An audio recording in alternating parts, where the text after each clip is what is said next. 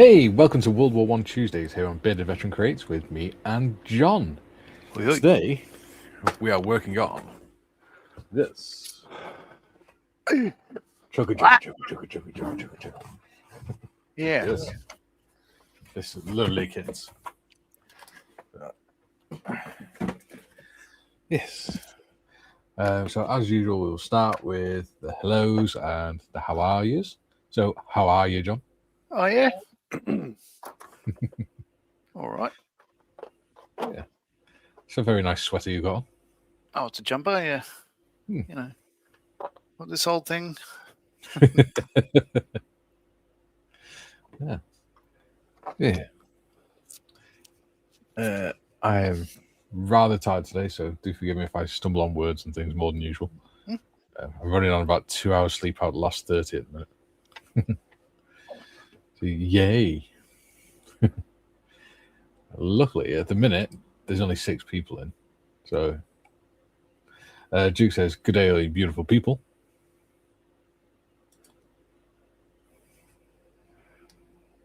Right, so Trev's in.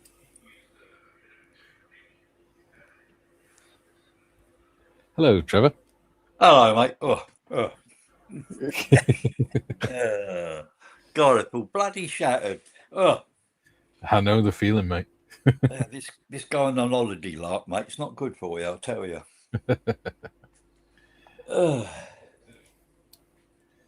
Yeah.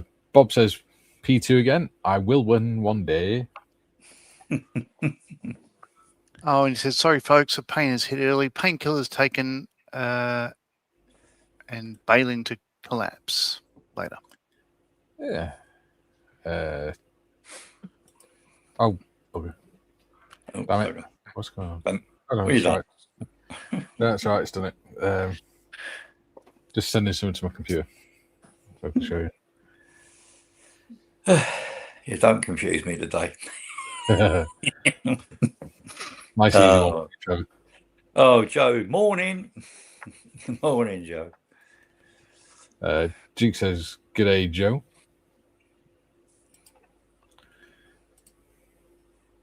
Go on, computer, catch up. There we go. Nope. Steve Horman says, hello, everyone. Hello. Oh, what the hell is going on with StreamYard? It's sort of doing this on the screen. Oh, is it? Another World War One Tuesday is upon us. Yeah. We do like World War One Tuesdays. Paul says, hi, guys. Hello. Hi, Paul. Aussie Ian's in. Evening all. Hello. And Joe says, quality, not quantity. Does YouTube see that?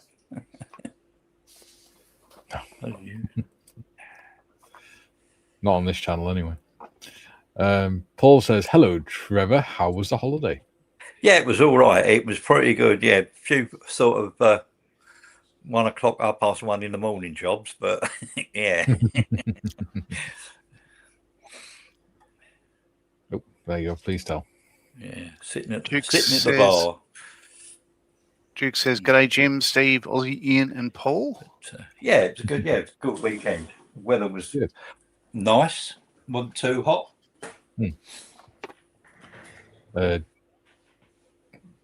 Gino says, hello, everyone. Hello, Gino. Oh, yeah. Black Hat says, he hears correctly, he hears there's an A7V build going on. Yes, there is. Right. Yeah. Paul says, it looks like an ad from IKEA at the moment. I hope you all like my video of my HMS Belfast. There's a fair bit to do, but not far off from the finished product. Yeah, there you go. Excellent. Why can't I hear John? Because I'm not talking. You need to go out and come back in again. Oh, actually, no. Should I leave it as it is? Poor John. Poor John. Yeah, poor John. Must be pick on John Day today. Downloads. So, I don't know if you saw it, John. I made an image. I'll wait for Trev to come back up. I made an image yesterday whilst I was sat in the hospital car park again. Oh, not again. Okay, are you ready? I think it's quite cool.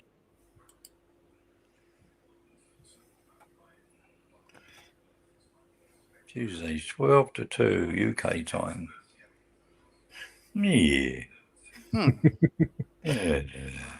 Joe, I had to go through loads of your videos, John, to find one where you've got your beard. Because you shave it off for long periods of time, and then you'll have it for a few months, but you don't make a lot of videos during that time. I'm no good at growing beards. I just generally shave the pubes and stick it on with a bit of semen. But God almighty. But one thing I did notice, John, is every video you do, you start.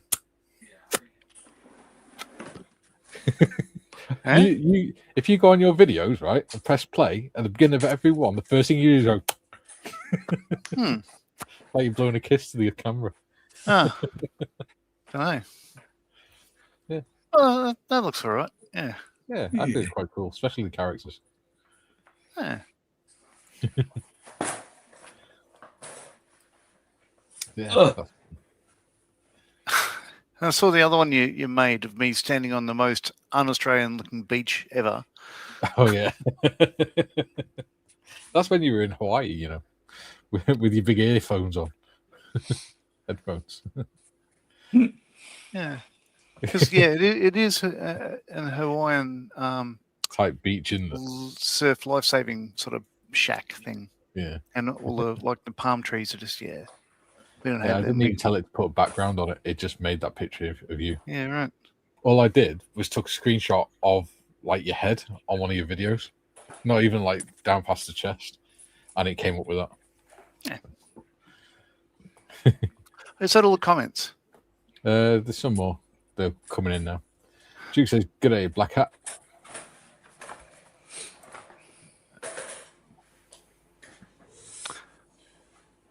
Black Hat says, "Howdy, Duke, Jim, and everyone watching." Hello. Hello. Yep. Giantosaurus.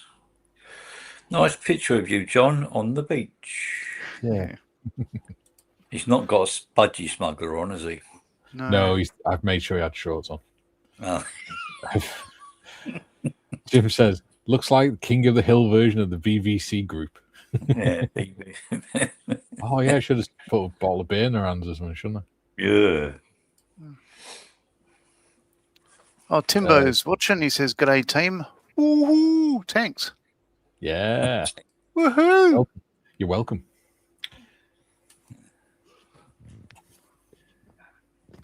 I thought I'm the one that's gone without sleep. Oh, yeah. Trevor, have you seen what happened to Abbott's Woods? Not sure what he's on about. Not sure what you're on about, mate. I imagine it's some woodland near you. Oh, it might be. Unless there's been a fire or something. Might have been. There's been a few around here lately. Last few Yeah. days. Jim says, "Looked like John was on Gilligan's Island." Yeah. Yeah, there was some. There was a couple at the hotel that came from over your way, and they had a massive diversion to get to the hotel. Yeah. Joe says, "Is John on the beach topless or just wearing his natural fur coat?" No, he's wearing a t-shirt. I would not traumatize the audience with such things. I mean, the size of the nipples alone would be scary, like two headlights. Oh, right. Where did we bloody get to last time? I ain't got a clue. Oh, yeah. Step 2. Yeah, that's right. Step 2. I better change camera. Yeah, we went on the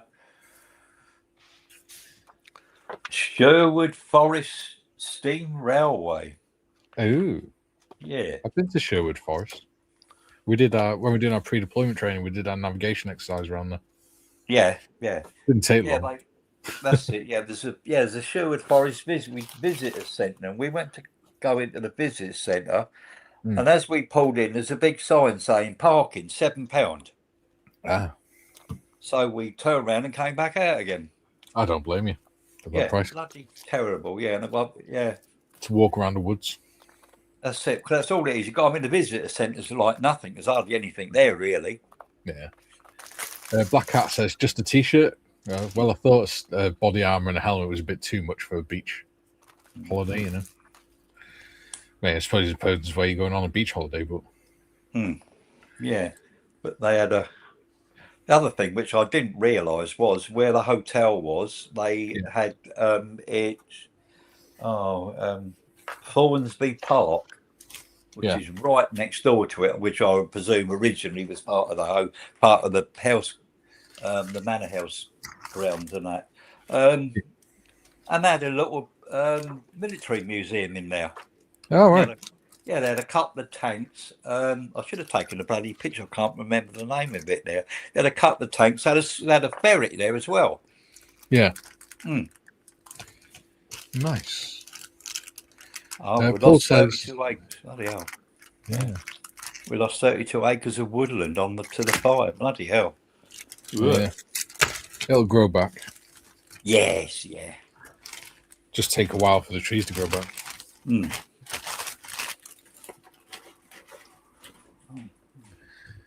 Oh, I just realised I'm on the wrong camera. There we go. Right, so I've worked out. I've chucked them all in the box. So A17 is So suspension A is that one. No, that's B. That's A. Yes, let's see. So Adam says, "Hello, babies." Hello, Adam. Hi, Adam. The seat's on fire, isn't it? In Edinburgh. Right. Yeah. Oh, I saw. Yeah. So a friend of mine on Facebook, he's over in the States. He sent a photo on a social page of the wildfires that were burning near him. Yeah. A couple of cars burned out. There's 100,000 acres and about 2,000 firefighters on the scene. Yeah. About 60% contained, 350 houses or 300 other structures having been lost. And he's got this picture of a couple of cars nearby him with melted aluminium engine blocks and transmissions on the ground. Wow. So, yeah. Scary, the nature, isn't it? Can be. Awe-inspiring yet terrifying. Yeah. Anyway, so suspension lot A, I need A17, which is... Model student says, Monagle, hope all are well. Yeah, thank you. Yesterday stream did really well. You know, it's got 35 likes. I think that must be some sort of record for this channel. Yeah, I did watch a bit of it this morning. It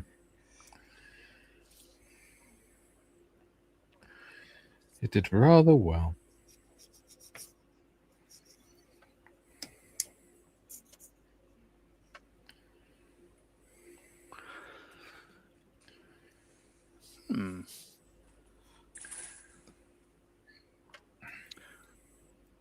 I have to remember what colour I need to paint these.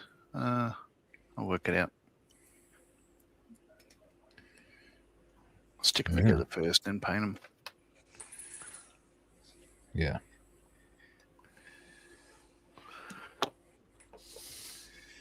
For those that, I mean, I'm pretty sure most is on it because there's only 14 people watching. We'll watch World War I Tuesdays before. But for those that haven't, it's usually fairly quiet on here. Just because the day of the week, I assume. It's always been Tuesdays that are slightly quieter. Mm. But it does mean we get to have a nice chillaxed time. Yeah. Which is handy. Yeah. Yeah, it is running on 2 hours sleep.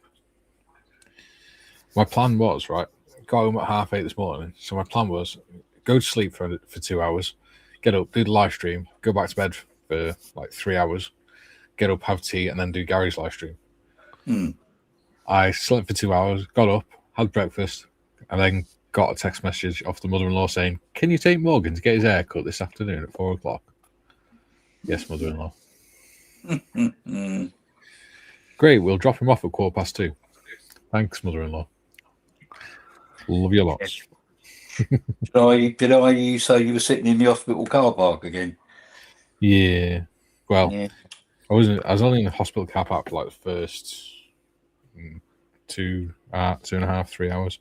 And then Kate decided she didn't like sitting in there in the waiting room on her own, so I had to sit with her for 13 hours in the waiting room.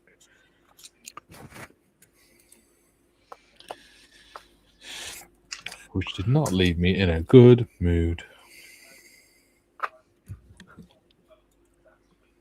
It made me very tired and cranky.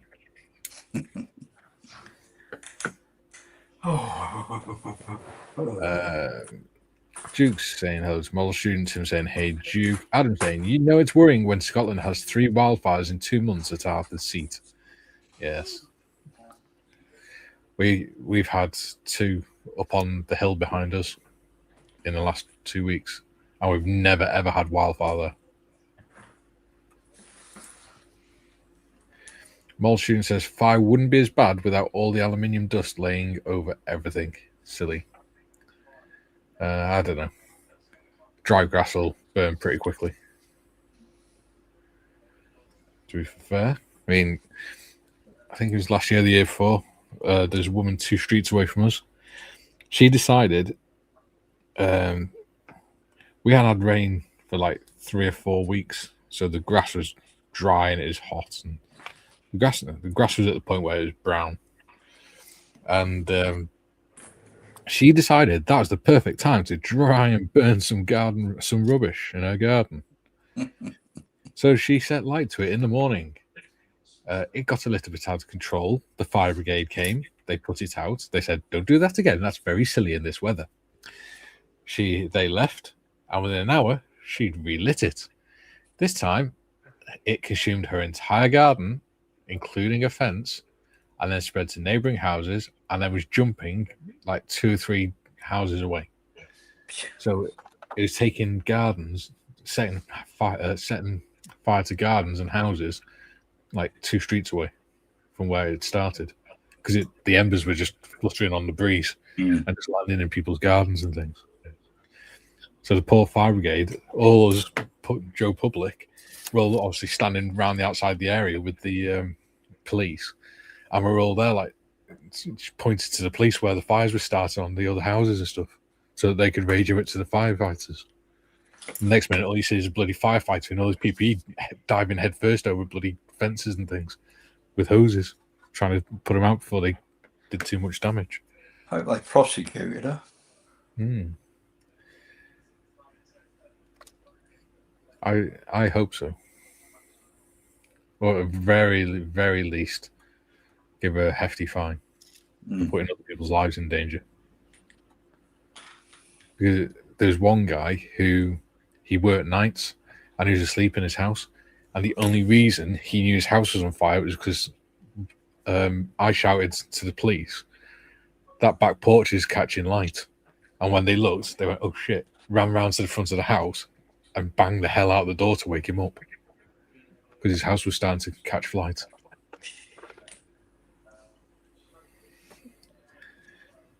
So yeah, silly people do stupid things in this weather. Yeah.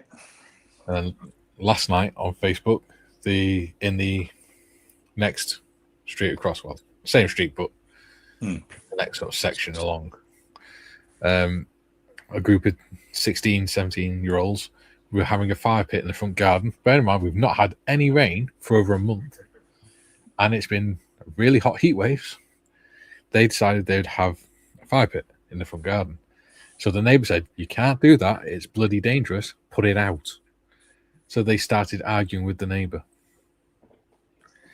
So that ended up with like a massive row, and it ended up with the police coming in, the fire brigade coming to put it out and stuff. Meanwhile, the kids' parents were sat in the house. Oh, Jesus Christ. Adam says, "Hey, maybe it's Arthur's seed becoming alive again." Either that or we had a really bad curry. Black Cat says, 10-ish years ago, we had a bushfire burn right up to our boundary fence, just 4 meters from our house. A very interesting experience. Yeah, new. Scary. Scary times. Paul says, food has arrived. Ew. All right for some. Ian says, greetings, troops. Hello, Ian. Oh, bummy.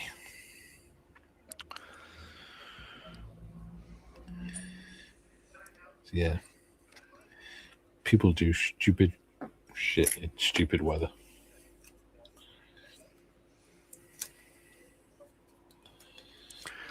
I was talking to Kay about it last night when I saw it on Facebook. I said to Kay, why would it even enter your head in the weather we've had recently and everyone's grass being brown because it's dry? Why would it even enter your head to have a fire pit in your garden? You just, surely common sense would just say to you, no, that could be dangerous. That could get a little bit out of control. Let's not start lighting fires where fires don't need to be. But no, people are idiots.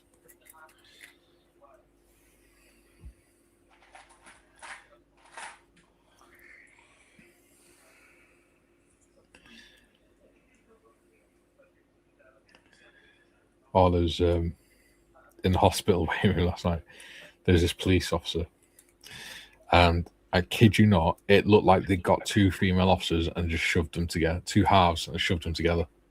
The top half looks like a not slim female legs and everything, sort of quite chunky, stocky, but in a muscular way, sort of legs.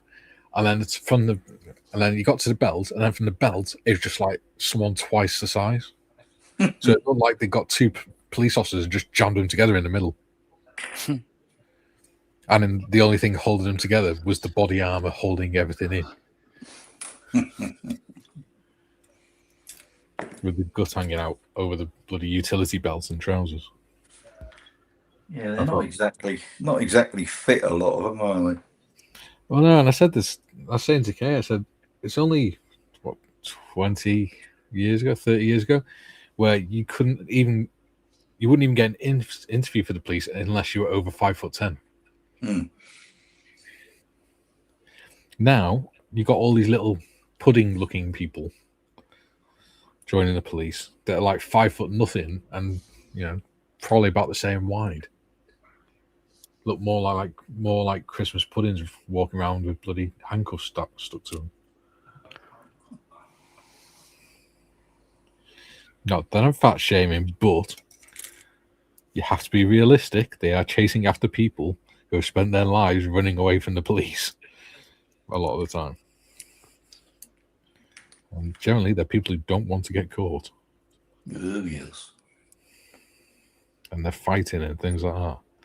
Because that used to be one of the sort of prerequisites, wouldn't it? You have to be prepared to just get into a fist fight. Sort of unofficial rule.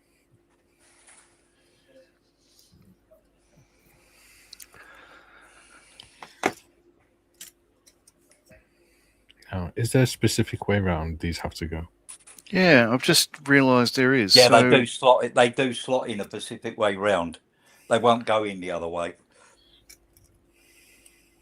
Yeah, like there's 4 flat pins on the receiving part, or recesses, but one of them is offset and you can't really tell by looking at it. You can if you hold it up sideways, but it's sort of, they don't make it obvious in the instructions, so it doesn't go one way. They will only go in one way. Oh. Oh, you can force it in the other way, but you know. You bloody That's have what she said. That's what you force it in the other way. That's actually pretty clever. Mm. Yeah. Oh, and discovered last night that Kay can't say the word constable. I didn't know that. We didn't know that. Constable. Yeah, she can't pronounce it. She says. Oh, she can't. Oh, she says comfortable. Comfortable. No, Kay says comfortable. Comfortable.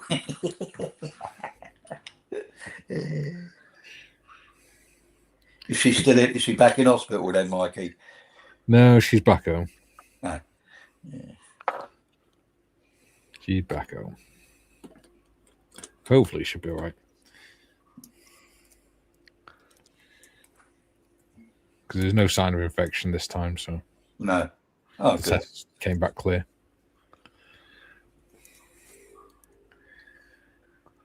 Yeah, bloody hell. Paul says, my wife worked out that with all my training in the gym and on the mountain bike, my calorie intake is 5,566 per day. But she also said, how are you so slim still? Because you're obviously burning off more than what you're taking in. Yep. Joe says, same here, Mikey. Here there's a burn ban, and knuckleheads burning stuff, and then fire spreads, as we say in South Texas. Pro penderos. Yes. Totally agree. Yeah, we got Host Pipe Band starting here on bloody Saturday again. Yeah. Yeah. But it's just like, you've only got to look around at people's gardens. It's just like, it's common sense. The grass is obviously dry and will catch a light very easily. Yep. Why would you risk it?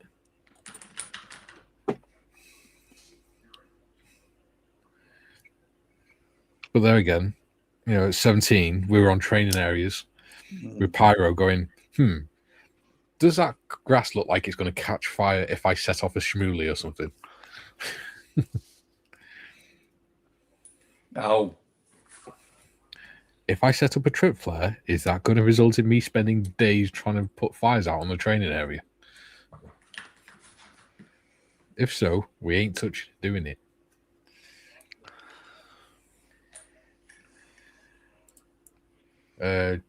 Julian says, afternoon all. Thought I was late. You're never late. You're merely fashionably early. Jim says, way back when Lake Erie caught fire, I think it happened in the 70s. Yeah. Was it eerily quiet then? Oh, 14. Another 2 14s and a 13. There's also this rather portly gentleman sat in a wheelchair, a hospital wheelchair, I might add, not his wheelchair. And he was obviously intoxicated. He was in his mid to late 50s, trying to chat up a girl in her 20s who was also intoxicated. I thought he was absolutely hilarious. Unfortunately, he had a rather bad Scouse accent. So they were both very loud, and it was really grinding on the ears. Until eventually the security took a look at him and went, we think he's drinking. They're drinking whilst they're still in the waiting room. So the nurses went and took the bottle off them. And he tried to argue with the nurse and snatch it back off him, just as a police officer was walking past. So the police went, no, behave, or we'll take you away.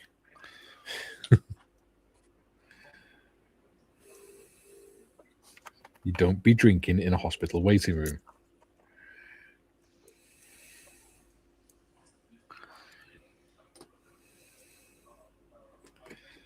apparently got quite a few complaints about them too through the evening. Joe says, actually, in 2 weeks, I'm taking a weekend course on controlled burns at home. Should be fun. Yeah. Jim says, controlled burn is true oxymoron, like limited war and military intelligence. Yeah.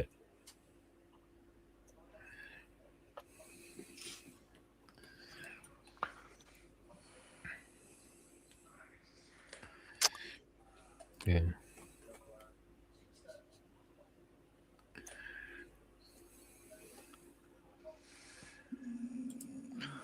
One student says wildfire fighters in Canada have filed a $1 billion. I've done it. A $1 billion class action lawsuit against the government for creating an unsafe work environment. Huh. Guess that makes sense. Yeah. If they're not clearing dead undergrowth and stuff, which would make the fire spread quicker. I suppose that would count. It says, while I was in Bathurst, the artillery were constantly causing grass fires over the prairie. Guess whose job it was to drive over to put them out?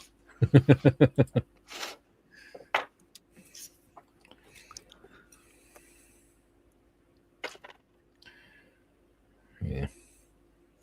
Fortunately, we managed to avoid doing stuff like that. Because we were the ones setting the fires. I'm only joking.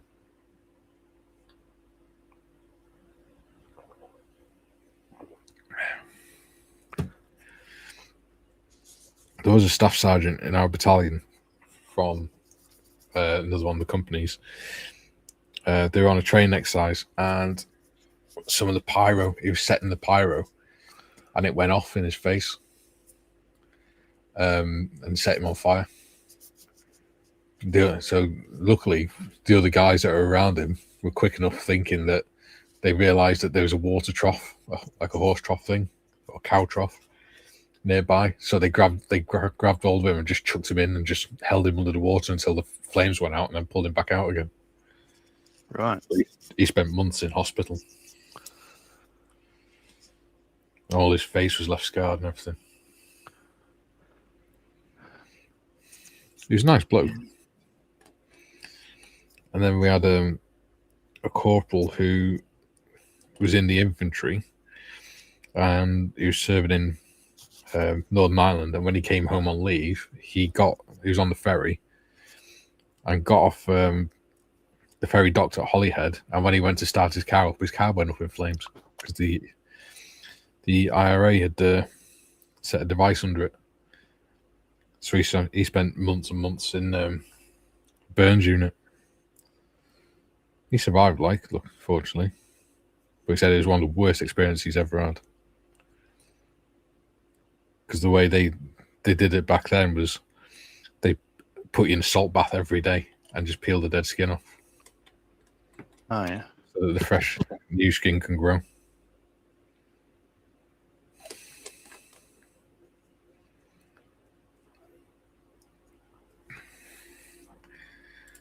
Julian says, so John's beard is transplanted pubes. That's an image I neither need, wanted, nor can get rid of.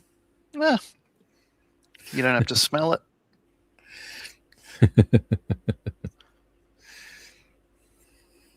Do you walk around and go, cheese?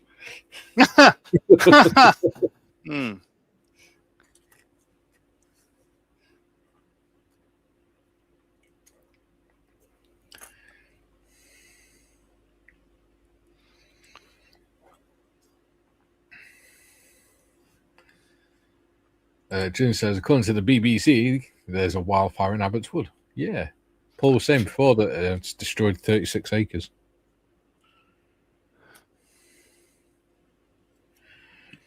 Yeah, that's around where I am somewhere. Yeah. Can't see any smoke anywhere, but... Right, where was I? Bloody staff phoning me up. Inconvenient when staff phone you up when you're modelling. I wouldn't know. We'll have to start calling you Sainsbury's. Oh, these bloody little springs are fiddly. Yeah, the C14s and 13s. Yeah. They're a bit diddly wiggly. One's gone zooming across the room somewhere, but I think we got some spare ones. So. Yeah, they weren't the most fun on the Whippet, were they, John? No. I don't remember. You don't remember, sir? Well, I don't remember. It was our very first build as a group. Well, the three veterans. I can't remember what they look like. I've walked over the other side. Oh, yeah, okay. No, yeah, it's because you can't see them. I can't remember what they look like. Mm-hmm. Yeah. Gee, that still looks good, though, that build. It does, doesn't it?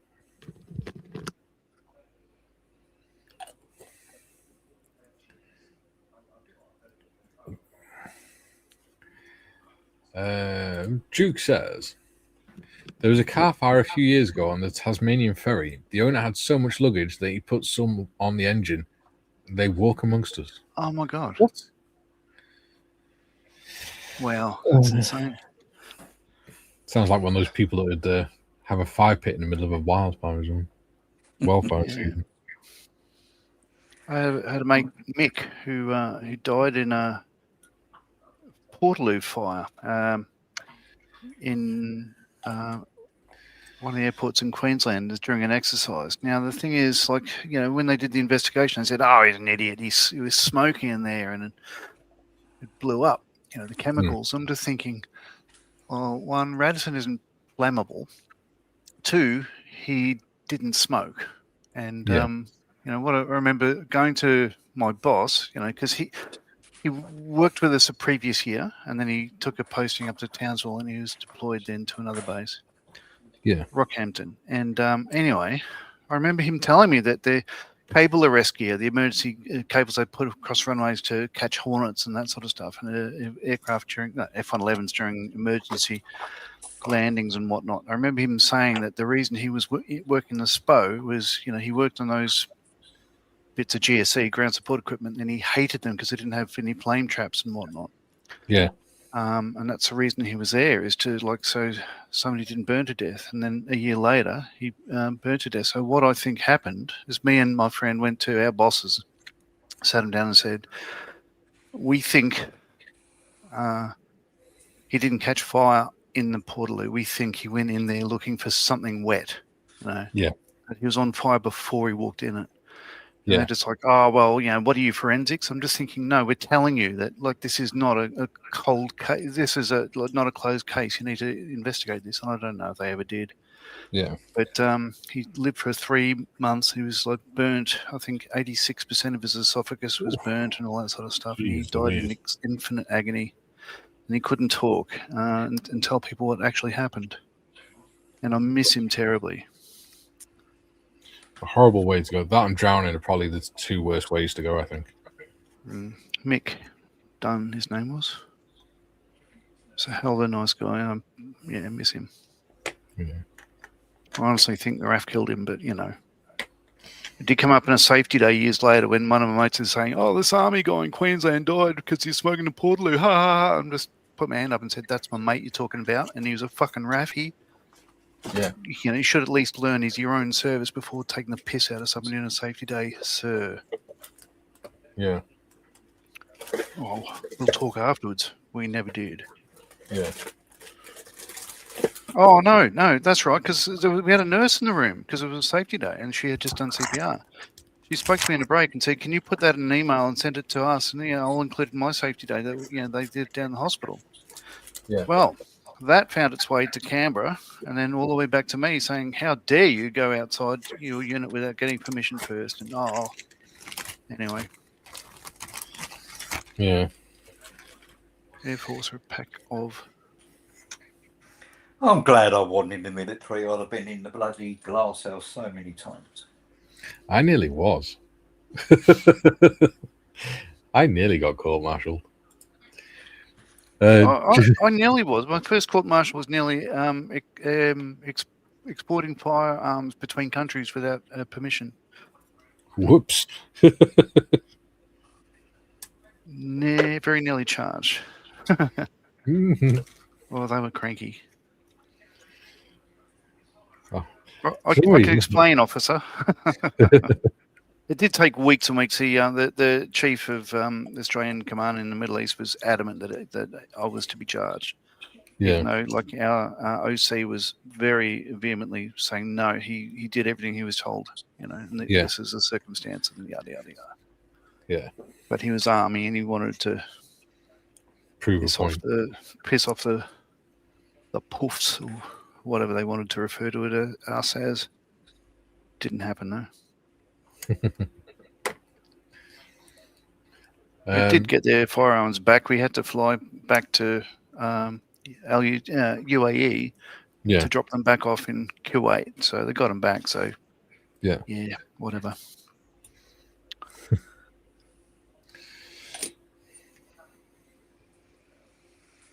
Kuwait, that's a long way from home there, John. God. Yeah. Was that Ali Al Salam? It was, where we had Camp Snoopy. Yeah. Stopped off at Ali Al Salam on the way back from RNR. Because we took off, and as we crossed over the Iraqi border, there's a massive snowstorm over sandstorm over Basra. So Sandstorm? What are the odds? So we have to divert to Ali Al Salam.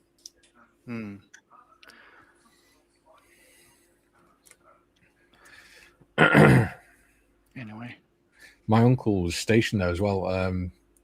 Just before the invasion, they British forces were held up there when they were building up for the invasion. Oh, why didn't the Pizza Hut? Yeah, but he turned 50 the day they went over the border. But because he was so physically fit, he got assigned to the paras. Because he was he'd done his P company training.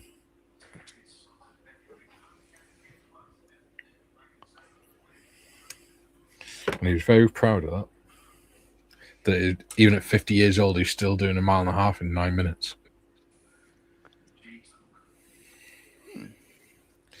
I called him a freak.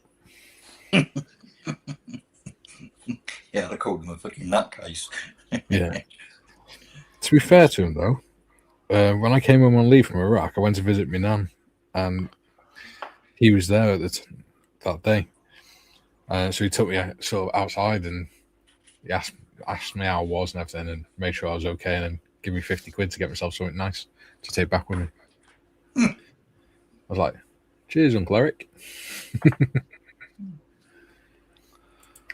Jim says, be back in a bit at lunch. Paul says, right, that's the food done with. And he says, other news, I have another Tirpitz coming, and it's not a Tamir 1/350th this time. It's a Heli 1/400. Yeah. Oh, good size. Jim says, I would be very panicky if my seat was on fire. Yeah, I think most of us would. Would be. Hey, right, so yeah, I got offered a job out there in Kuwait. Well, I did work out there, but I got offered a permanent position out there. Ew. But the wife didn't really fancy going, so they wouldn't accept just me going and then coming back every so often. It had to be the whole family. So I said, very nice, thank you, but no thank you. And about 3 weeks later, Wassam invaded. Sad man. Sad man, yeah. Right, where are we? Yeah, it was sad when they found him in that fucking trench.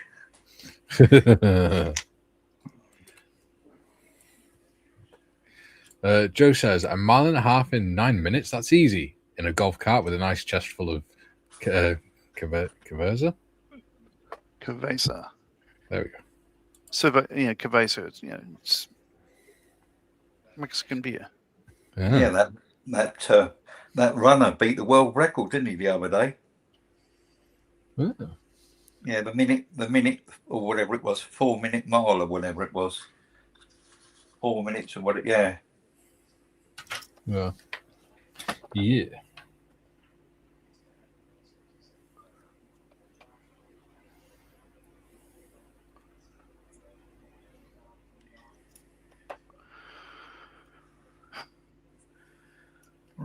mate. Hang on, stay on there.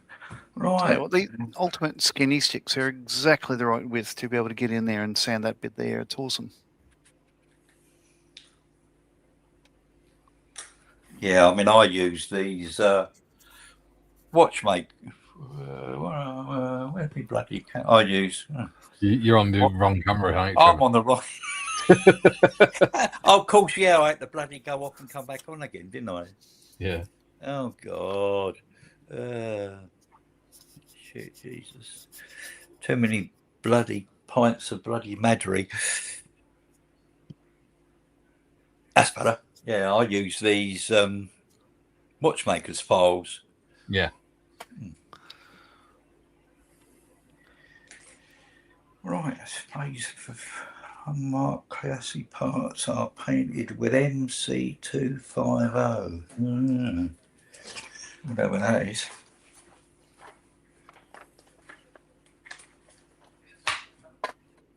Looking at the side of the box, it's field grey. Yeah, I think most of it's. Hello.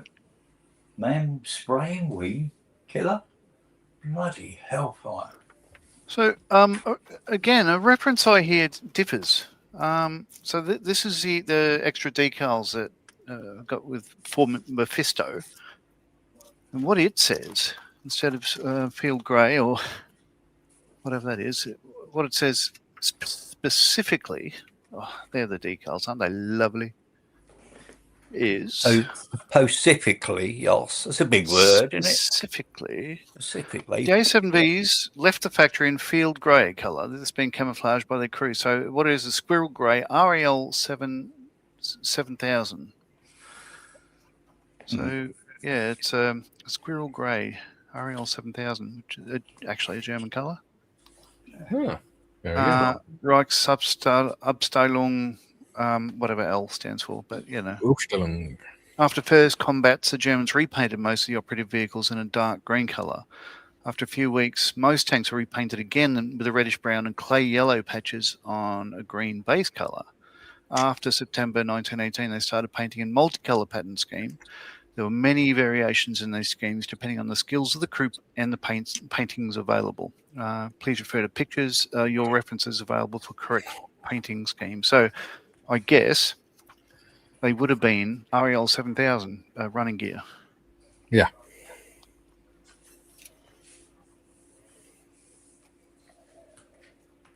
It would have been. There's only 20 of these, so you know. Yeah.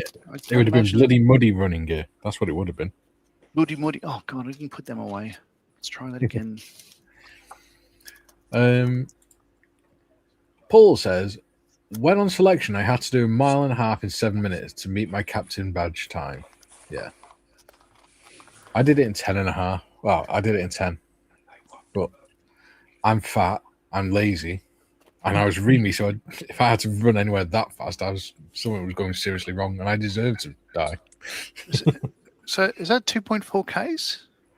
1.6. Yeah, 2.4. Let's see. No. What's 2.4 kilometers in miles? 1 mile is. The answer is 1.49 miles. Yeah, it is the same. Yeah. Yeah. So yeah, the fastest time I ever got for that was at Recruits. It was 9:11, I think, which is. Did you have to do in my life? Before did you have to do 800-meter warm up beforehand? Oh no. Yeah. We had to do the press ups test, sit ups test, 800-meter warm up, and then straight into a 1.5 mile run. We were just baffled. Like, you know, I remember we were just sort of warming up, doing exercise, PT and stuff like that. And the corporal yells out, on account of 3, you'll run to the stavy pole, turn around and get double back here. 1, 2, 3. And everyone's just like, half of them fucked off. The other half, including myself, are just like, what the fuck is a stavy pole? It's a stavy pole. It's a bloody stavy pole. Oh, the bloody power pole. Oh, all right. Well, we didn't know that the people in Adelaide, like, you know, they don't have too many trees around in South Australia, so most of their power poles, in fact, pretty much all of them, are made out of two bits of what look like, well, they look like train rails, but they're not, and just with concrete in between. So the guy who designed them was a bloke by the name of someone or other, Stobie. So because people from Adelaide don't go anywhere else, they couldn't actually consider any other word for them. So, good on you, Adelaide. We love you. Great wine, I must say. Yeah. Oh, it's a Stobie pole. That's a great wine. Our sergeant on basic training, his favourite expression was "run with the speed of 1,000 gazelles." And he said, the first time he said it to me, and I just looked at him and he went, "What?" And I went, "Well, 1,000 gazelles only runs the same speed as one gazelle. It's just a lot of them." And he went, "Shut up and run." Just run. Get out of my sight. Yes. Yeah. Run now before I eat you alive.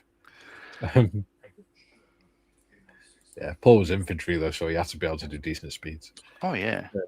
Ian That's says, off. "Oh yeah." Ian James says, "With the renaming of Mozz's group, does that make us all smack heads?" Scale, model, and chill.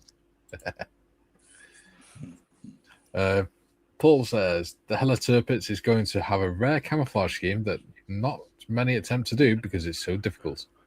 Oh no, I'd certainly give that a crack. Yeah, it's awesome. Zane says, "Ha! I've actually seen and touched and photographed the only A7V left at the Australian War Memorial." Correct. There we go. Several years ago in Canberra, I stuck my selfie stick inside the tank and took tons of photos. Awesome. I've never seen it. It was there. It's always been in Queensland because it was meant to go to Canberra for the startup of the museum. Yeah. But I think I've mentioned this story before. The Prime Minister at the time was a Labor man, and he got there with the power of the unions and all that sort of stuff. Yeah, as Labor usually does. Yeah. And the union wharfies and everything else, basically, they passed a message on saying it was a Queensland regiment that stole the tank, so it's going to be offloaded in Queensland, thank you very much. And he said yes. And the only time that it's been allowed out of Queensland is it was, I don't know if you remember, say 10, 15 years ago, there was terrible flooding around Brisbane. And it was underwater. It was very heavily water damaged and stuff like that. So a couple of years after that, 4 years later, is the centenary of the First World War. Yeah. They moved it to Canberra, the Australian War Memorial, for restoration. And while it was down there, it stayed on display for the duration of what would have been the centenary of the war. Yeah. And as soon as that was over, back to Queensland. So I need to go to Queensland to see it. It's only 700 k's away. Yeah. I should do that. During this build. I'll do it now. I'll see you guys later on, eh? Yeah. Go out there, have a pizza, turn around. Yeah. Great. I like the Australian War Memorial. They have such an amazing archive of photos and things. Oh, well, artifacts as well. Like some things we have are the only ones around. Like, we've got the only BF-109 in original paint anywhere in the world. Amongst other things, we've got a V1, a V2, one of the trying to remember the name of it, ME16. I can't remember, the Comet with a K, the rocket-powered Messerschmitt. Well, do you remember when I did the Model T LCP, Light Car Patrol? Yes. That's where a lot of my research came from. It was the AWM. A lot of their photos and stuff and recorded history and things. It's very useful. The internet occasionally does good things. Yeah. Right, And so then let's there's A, this. B, and C together. Yeah, and then we do this. Yeah. And dial it all back for everybody. Yeah. Zane says, I did second New Zealand SAS selection, 2 New Zealand SAS selections, and failed both. Oh, wow. We had 2 lads in our company that went for SAS selection. And the first one, they went together. One of them popped his ankle doing the fan dance. And because he popped his ankle and had to withdraw, the other guy went, "Nah, I can't be bothered doing it without my mate." So, Wow. and they were like, "You can retry in 6 months." And you're like, "Yeah, I can't be bothered now." I was like, "Yeah, that's the reason why you didn't get in. Clearly the wrong mindset." Right. And that guy now is an armed response officer in North Wales Police. Right. And he was nominated for a bravery award for not shooting a guy with a water pistol. Say again? Say that again. He got nominated for a bravery award because he got called to an incident where a woman had said that her Oh, I see. had a firearm. So the other guy had the water pistol, not him. Yeah. Okay. So yeah, not shooting a guy with a water pistol can be a bit confusing. Okay. Yeah, that's exactly what I thought, John. Yeah. Why would you get a bravery award for not shooting somebody with a water pistol?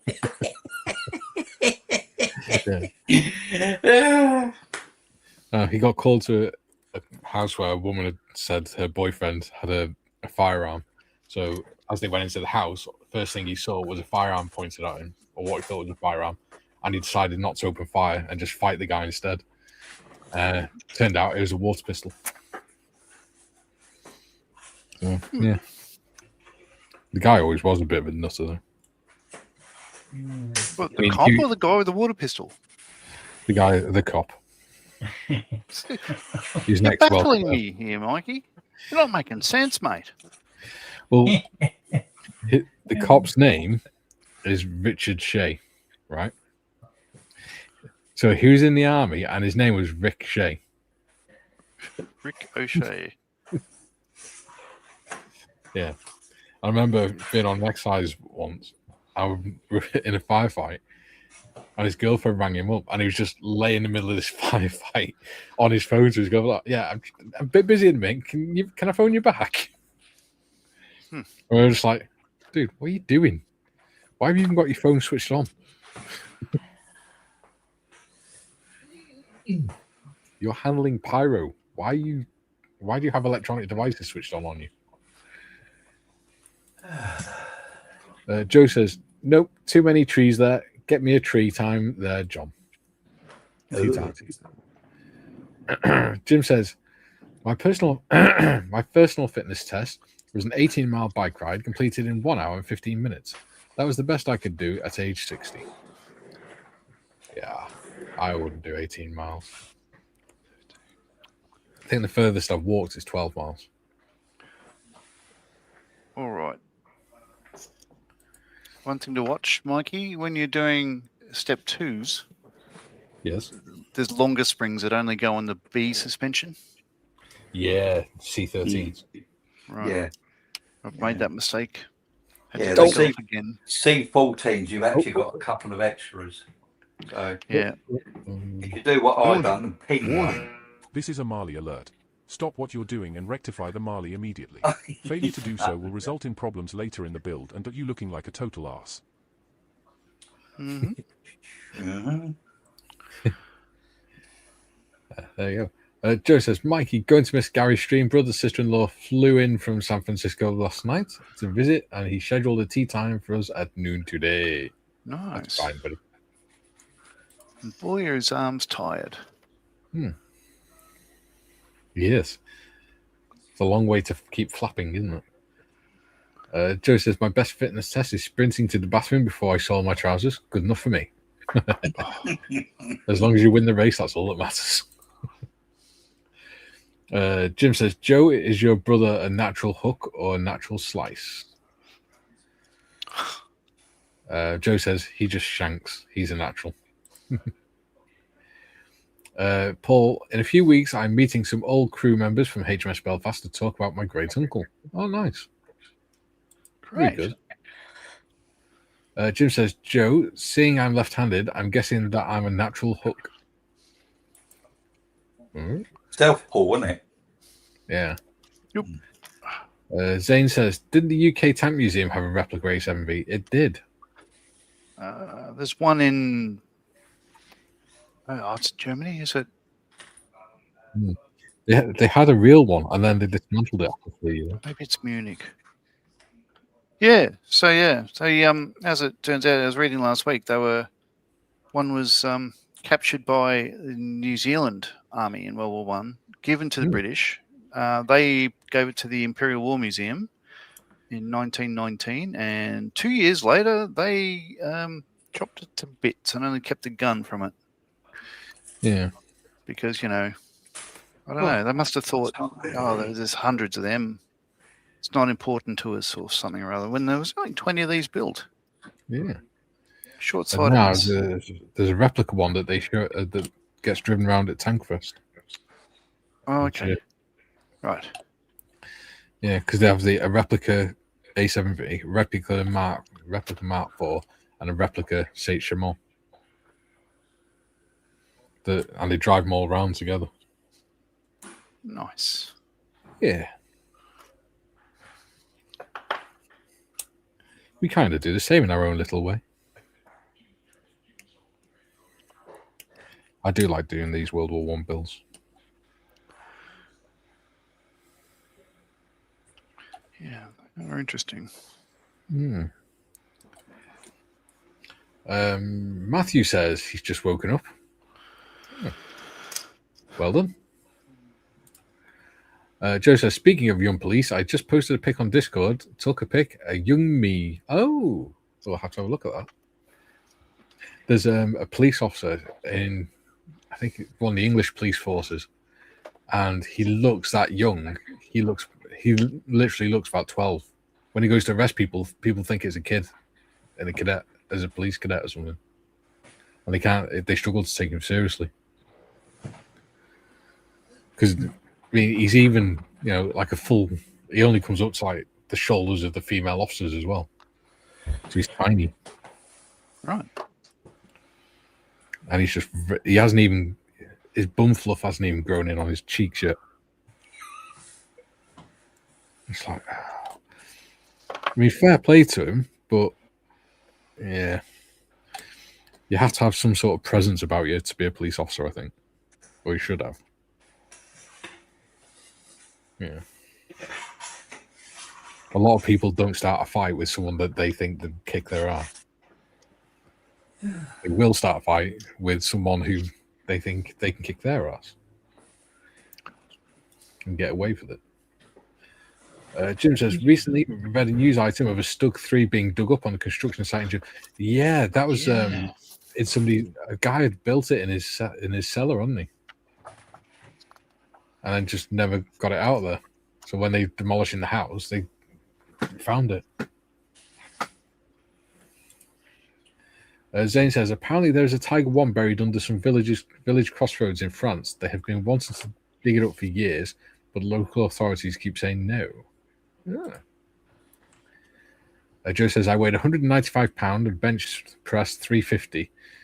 Then I got married and weighed 350 and I couldn't lift 195. What's 195? And in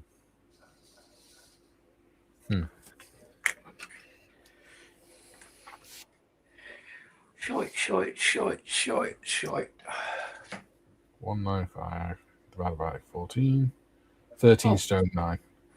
Peeled a bit and can't find it. So that was a little bit heavier than me when I went out to Iraq. Because when I went out to Iraq, I was 12 stone.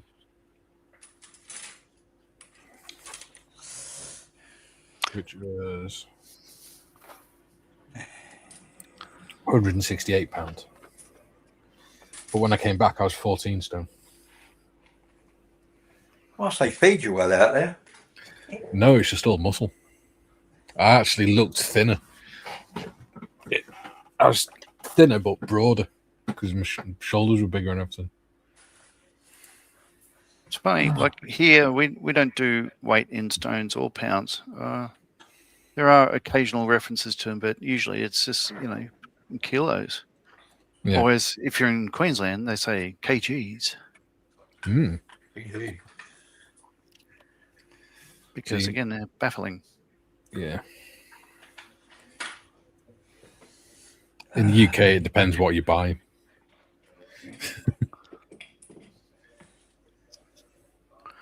Because if you go to the butchers and you're buying like you want to buy some minced beef or something, you do it in kilos. If you're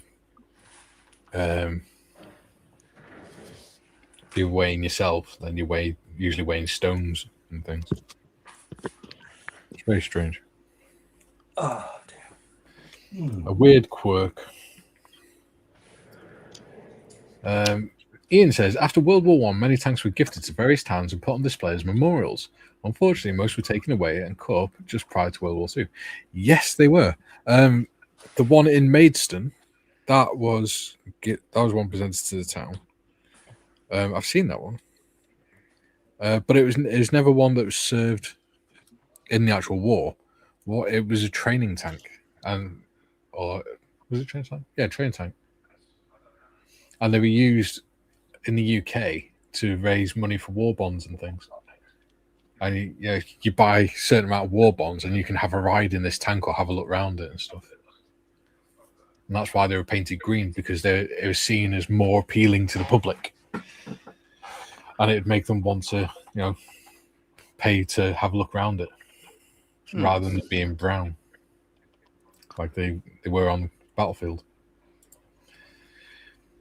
Paul says on HMS Belfast, they still have the guns working order, and same with the radio equipment. They also have brand new gasket seals for the engines in storage. Yeah, they're refurbishing a lot of the guns at the minute, aren't they? Because Al Murray went on board and spoke to some of the guys doing the conservation work. Joe says, £168, Mikey. What happened to you? I know, right? I'm the guy who ate £160 now.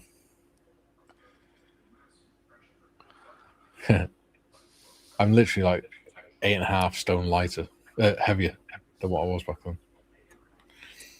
I think marriage happened. Possibly. Almost certainly. Because I was 15 stone when I got married.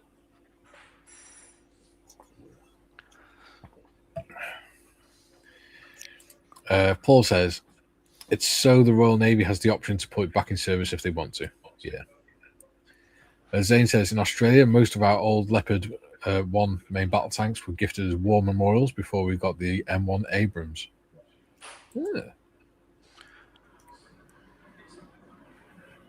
Yeah. Paul says, I love finding things out on cool stuff like ships and aircraft. Yeah. Jim says, the Uncle Vlad Navy poking around the British Isles. Belfast may need to be put back in service. Yeah. Did you hear about that, John? What? What that Russian frigate's been doing off the south coast. No. They parked themselves up a few miles offshore and started doing live firing exercises. Right. Yeah. Right on the edge between international waters and British waters. Well, we had the same thing 6 months ago. The Chinese vessel in between Australia and New Zealand doing live fire, and the only reason the government found out about it is because they just put it on all stations NBZ on HF. Yeah. And one of the overflying Qantas planes was just like, Air Services Australia, I think we should avoid this area. Yeah. What is wrong with these leaders? Like, why are all the leaders fucking idiots? Yeah, why are they all into saber rattling all the time? Oh, right. Found me bit I lost. Mind you, I saw, just before we came live, I saw a preview for a film coming out with Jeff Daniels as Ronald Reagan, somebody else as Gorbachev, meeting over a table in Iceland about disarming all the nukes and stuff, basically the end of the Cold War. Yeah. That looks interesting. I don't know how much is based on reality or not. But, Mr. Gorbachev, tear down this wall. Ronald Reagan. He was a cowboy. Oh. Yeah. Sure Takes one to know one, doesn't it, Trev? Yeah. I resemble that remark. I took pride in my work. I wasn't a cowboy. Good. Zane says 47 miles offshore. Yeah. Very silly. Just trying to provoke, can he? Yeah. Yeah. Yeah, that sorry, Mikey, that can't Come on, this one. That museum I was saying, that was where we went on holiday. It was the Royal Lancers and Nottinghamshire Yeomanry Museum. Oh, nice. Based in the history of 3 old famous cavalry regiments, the Royal Lancers and the Sherwood Rangers Yeomanry and the South Nottinghamshire Hussars. The museum opened in 26th of July 2011 by Her Royal Highness Princess Alexandra and is located in the courtyard of Thornbury Park in North Nottinghamshire. And it's free entry as well. Ooh, there you go. Hmm. Nice. We do like free entry. Sounds like Battle of the Bands. Oh, I love the Yeomanry. They're awesome. They got some bangers. Yeah, it was really interesting. Look, we've only a look. I mean, it's take you 15, 20 minutes to walk around it, I suppose. But you know, yeah, it was good. Yeah, because they were out in Iraq and all that as well. Yeah.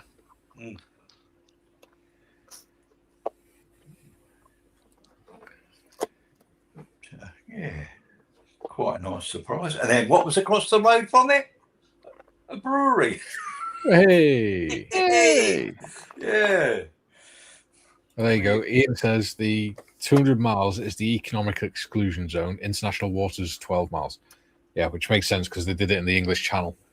And the English Channel ain't that big. It's certainly not 47 miles wide. Isn't it something like 27 miles? The Calais. I think the Channel Tunnel was 28 miles. Yeah. So the capital of New Zealand to the capital of Australia is about the same distance as Edinburgh to Madrid. Yeah.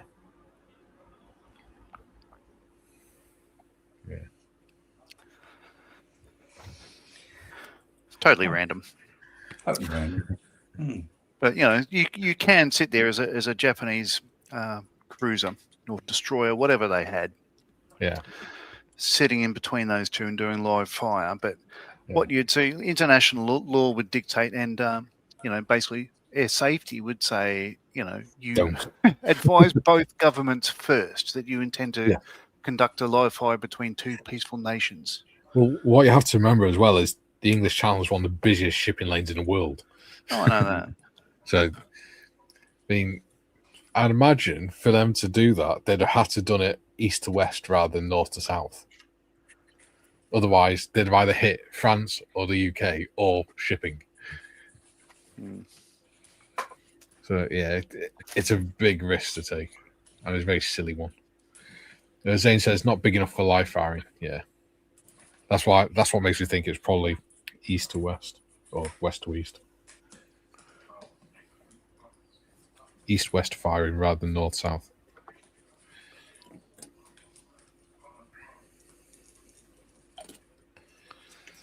It's very dangerous.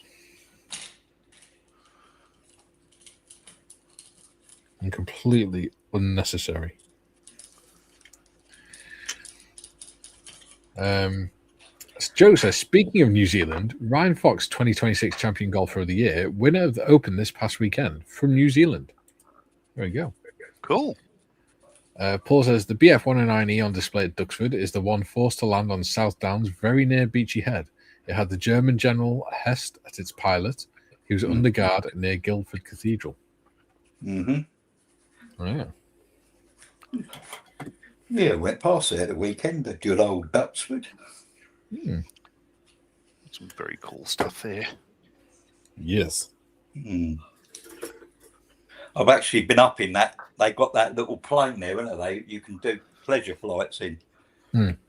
Yeah, I've actually been in that. It's quite exciting. There's a plane crash at our local airfield the weekend. Yeah. Weekend? Was it yesterday? Yesterday. Yes, a light aircraft was landing and went arse over tit. Or rather, tail over nose. As it was going down the runway. Put the front brake on a bit too quick. Yeah. So he went, whoop, flipped over in the middle of the runway. It's a light aircraft, yeah? Yeah. Yeah. High wing light aircraft. Yeah, they don't have anti-skid. No.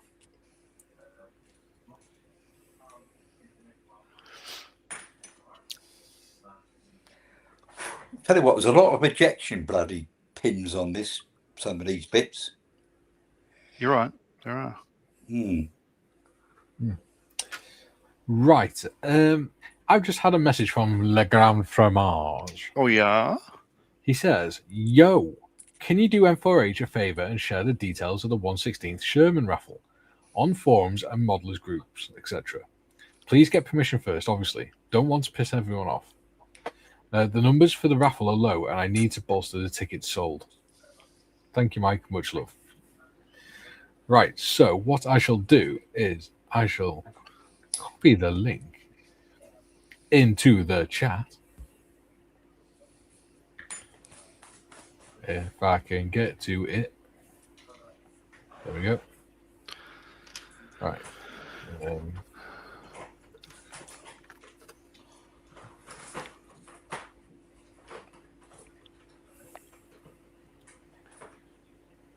rid of that.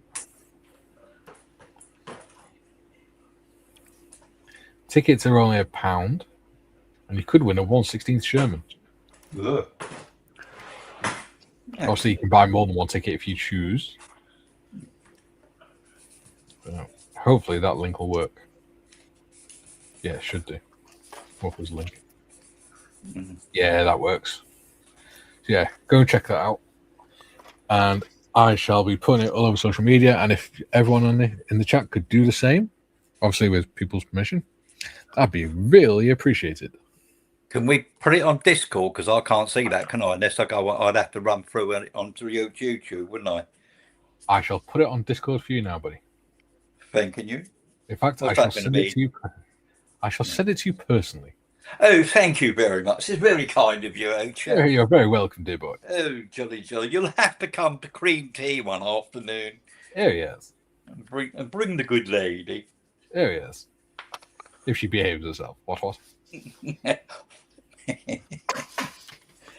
Bloody long way to come to Cream Tea. There you go. I've sent you the link. Okay, mate. And Malcolm, if you're watching, I shall put it on the Discord and on the Facebook and that later. Once we have finished. To repeat what I said yesterday, officially it is only open to residents of the UK. Yes, it is. But I quite like my recommendation of if you buy a ticket and win and you're not from the UK, just say to Malcolm, put it into another raffle. Or, give it to one of your beneficiaries. It's £1. No. Right, where the bloody hell does this bit go? Because believe it or not, Malcolm does have beneficiaries that do ask for occasionally 1/16th, and it tends to be beneficiaries that are visually impaired and things. It's a lot easier for them to do.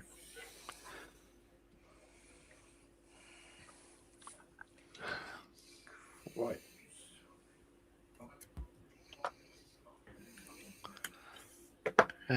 So yeah, this raffle will be fairly quick. It's not open for too long. So if they're low numbers, if you pay a pound or a couple, you've got a pretty good chance of winning. But then they'll move on to the next raffle, which I can't tell you what it is, but it is going to be awesome, and that will be open to anyone around the world.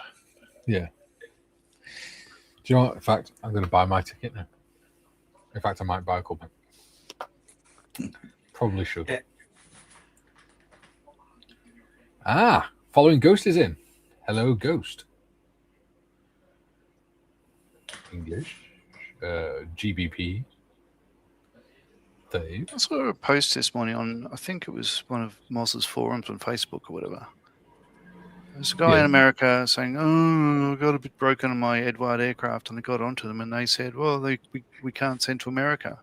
So he's having to go at Edward when Edward have one of the world's best customer service things. The problem is wholly because of America and who they've got in power. So if you want parts from Edward America, you know what to do. Oh, I knew you'd bring it up. Well, it's seriously. There's people in the chat saying, this is all to do with what are they? Yeah, come up with all these sort of interesting names, like I won't say some of them. You can imagine what they are, and he's just going, "No, it's better than Biden." I'm just again, it's typical sort of American response, thinking that everyone on the internet is in America. Present company excluded, of course, Joe and our viewers, because we know that that you're reaching out outside the world. But you know what I mean? That's the thing. Like people would say, "Oh, what time does whatever fish and chip shop open?" And you think, "Oh, which one? The one on High Street." Okay. Yeah. Which town? Oh, Georgetown. Yep. Which one? Oh, you know what I mean? Yeah. Sort of shit. You're on the internet. Look it up yourself, you lazy piece of crap. Say what you think, John. Why not? There's some idiots. This is my take on the internet. It can be wonderful. Yeah. But you go back, say, 50 years, and village idiots were only known in their village or the next one over. And now everyone knows them. Yeah. Because they tell you every fucking day, "Oh, yeah, look at that. I won the World Cup. I'm going to stand in front of the team that actually won." Fucking idiots.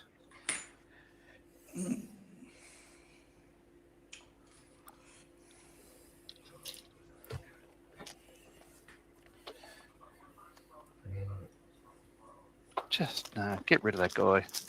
Rejoin the rest of the planet. We'll welcome you back with open arms.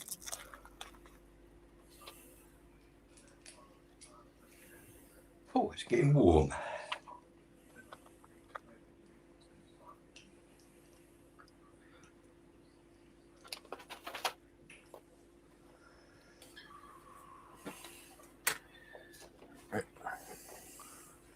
Right. So now, I'm going to do exactly what Malcolm told me not to last time.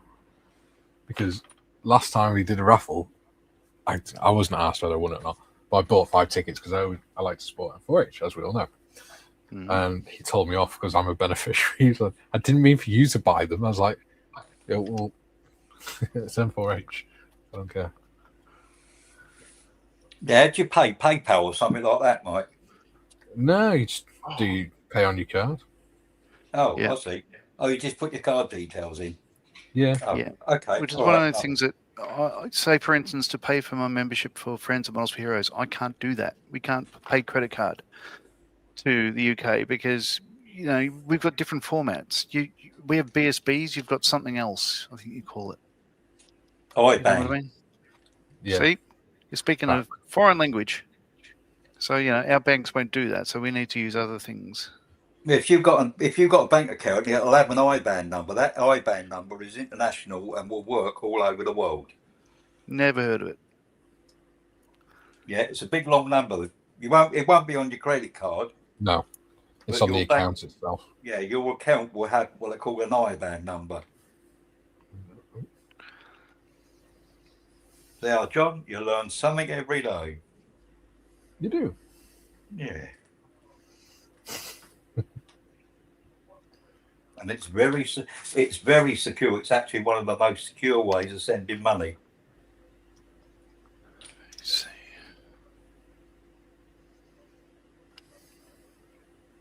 see. You wouldn't normally use it for $4.99, but you normally use that for large transactions.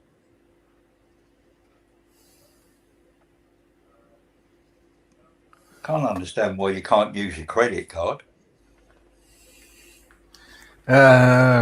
International banking's weird. Yeah, I mean, I'll go abroad. I'll use my bloody credit card and all that everywhere. The thing is, it don't really need to worry about because PayPal works just fine internationally. Because that's how me and John send money to each other, isn't it, John? Yeah, PayPal. Yes. Yeah, that's what I mean. But say Friends of Models for Heroes doesn't have PayPal, so I need to pay I might need to pay the treasurer into her personal account, and then she transfers it to Friends of Models for Heroes account.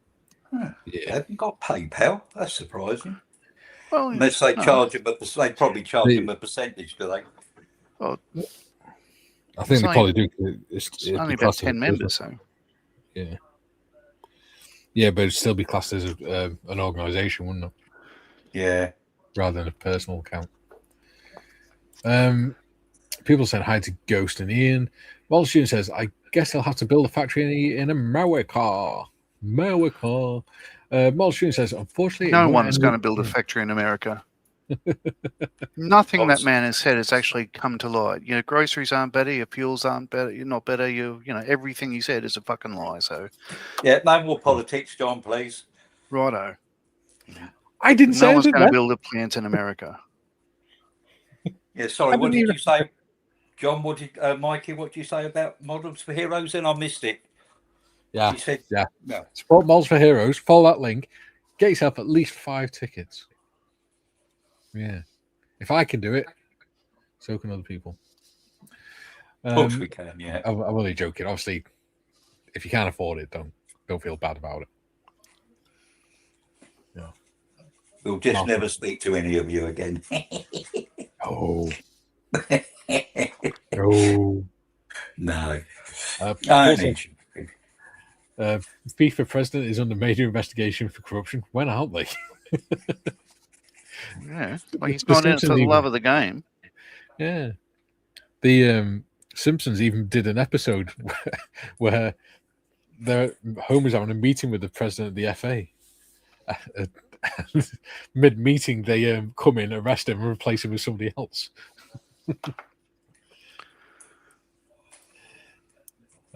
Joe says, the Village Idiots, didn't their lead singer just pass away? He did, yeah. Last week, I think, week before. Yeah. Model Sheen says, these men kits seem to be behaving admirably. They are the lovely kits. Yep. Really nice detail on them as well. Oh, it goes that way, he says. That's the only thing I found. They got a lot of bloody ejection pins that you have to get rid of. To be honest, once you build it, you'll find that where the ejection pins are out of view anyway. Yeah. Well, they're actually tabs that, you know, the old tabs that stick up. That you have to things like that. You need to. It won't fit unless you remove it. Yeah. Yeah. Fortunately, it just pulls away. Yes. Oh yeah. But the next bit, stage 3, there's the bloody bottom piece A1's got bloody loads of them on it. Loads of them.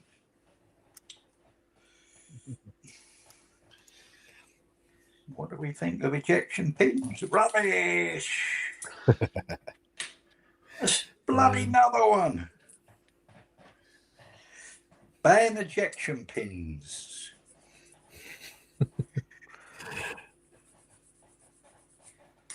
What the hell? Stop squeaking, chair. Yeah, chair, stop squeaking. Yeah. Okay, goes that way. Oh, Geezer, punter. Not a lot of people know that. No, don't do that. No, I wonder how Mr. Morris is doing. Hopefully he's coping with this cooler heat a bit better. Oh. I was thinking about that the other day. It's actually him having to take time off doing live streams. It actually worked out quite well for him because he would have really struggled modeling in that little room. Because if you remember, John, last year he really struggled with the heat when we were doing live stream. You're right. Even after he drilled ventilation through to the next room. Yes. He did such a good job on that. He did it twice. The model student says, Meng make a nice 135 tactical. I've had my eye on. Ooh. Alrighty, B. I think I know what we'll be doing next on World War I Tuesdays. Yeah. It's one that me and you... Is it the one we've already got in the stash? Yes. Yes. That we said we were going to do for a while. Yes. But we haven't told them. Oh, God, that means I've got to spend more bloody money. Not that much. You don't have to. We're not forcing you to, mate. No, you don't. I'm only joking. You may not enjoy it as a subject matter. Yeah. Depends. You might think making 135 Portaloos is crap. I've never made a 135 Portaloo. Have you not? We made one out of wood. Yeah. A while back. We used to wait until the blokes went in them on the building site and then push them over. When we were in cadets, we were helping out doing the marshalling for a mountain biking event. And one of the cadets went into the portaloo. So me and one of the other corporals put a broomstick through the handles. Just walked off and left him.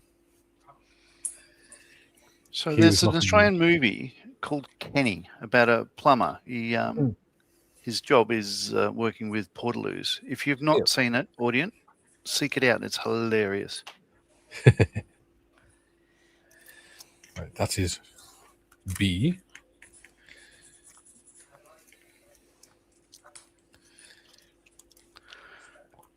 What I'm doing is putting the tape back on so I don't forget which one is which. Yeah. So I've got A, B, C.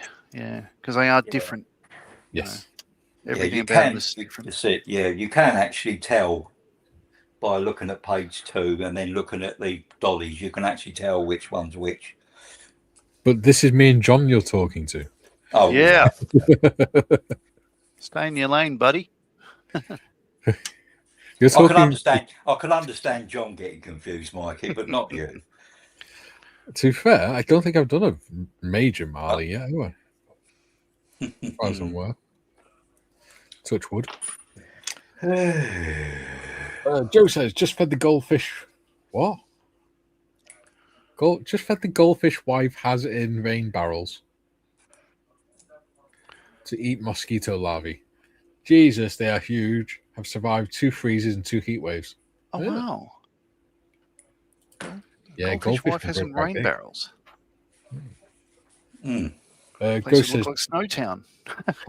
Hi, Jim Paul. Sorry, I was making coffee. It's all right.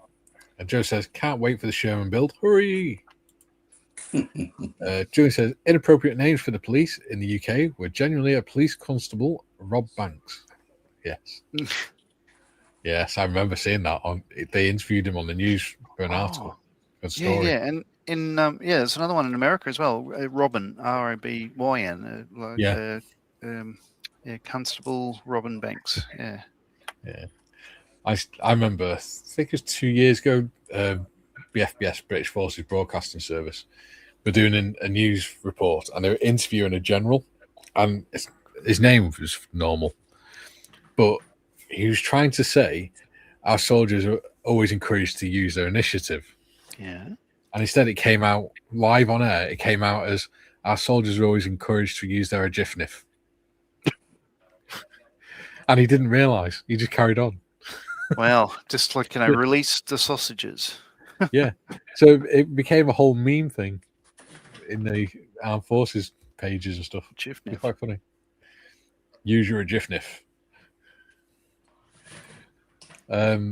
Paul says, when I have built all the ships in my stash this year, I'll put in for a wooden tall ship. Watching John with his got me back into woodwork again. Cheers, mate. Oh, I'll tell you what, I haven't, since I've been doing the Bentley blower and a couple of other plastic builds, Spitfire and whatnot. I haven't done the ship in a couple of weeks, and every time it's right there next to the car. So every day I'm looking down and just going, "Oh, I should be doing that. Should be doing that.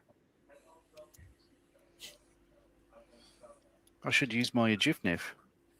Yes, you should. That needs to live on, I think, because that was funny. You could understand if it was a squaddy or a corporal or sergeant or something like that, maybe. But a general or brigadier, these guys are supposed to be like the really intelligent guys, done well in their careers. Agifnif.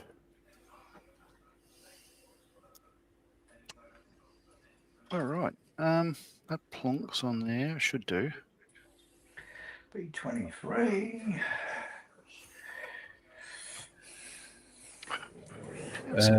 Yeah, so take pleasure, John. You encourage Paul to get wood working. Wow. It's my pleasure as well as his. Yes. Jim says, then there's a police constable, Pan Am, courtesy Monty Python. Yes. Jim says, let's not forget police constable Harry Snapper Organs. See. Oh yeah, as when he was in disguise as Toad of Toadall. Yeah. Uh-huh.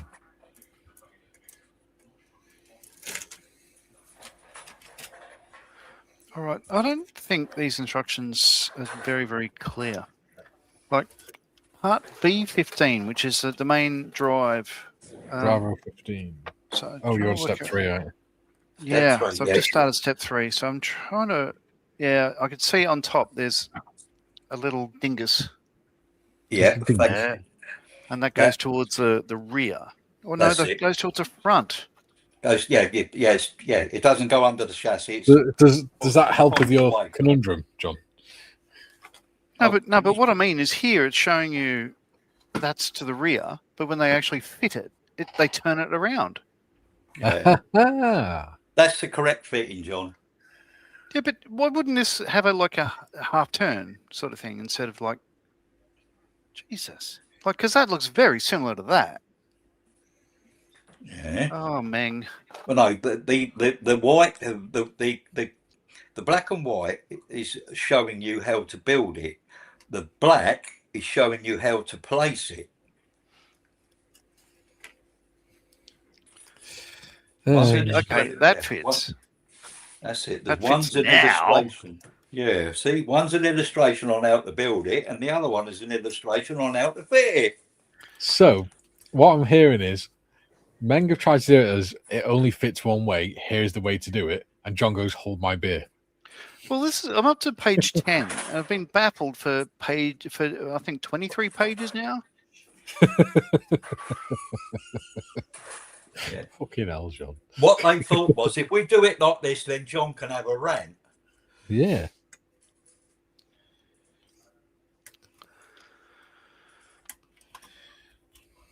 John, just build it.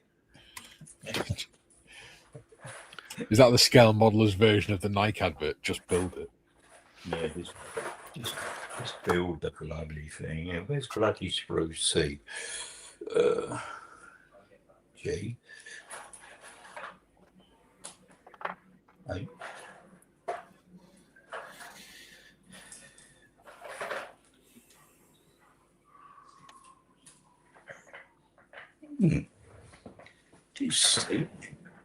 C1.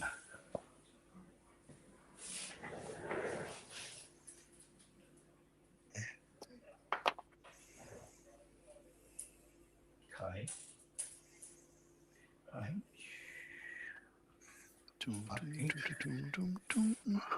Julie says, intelligence or promoted out of the way, Mikey. Yeah, the problem is if you're a brigadier or a general, you're not out of the way. You're in charge of a lot of people. Okay. You think a battalion is about 800 people. And a brigade is made up of multiple battalions. B.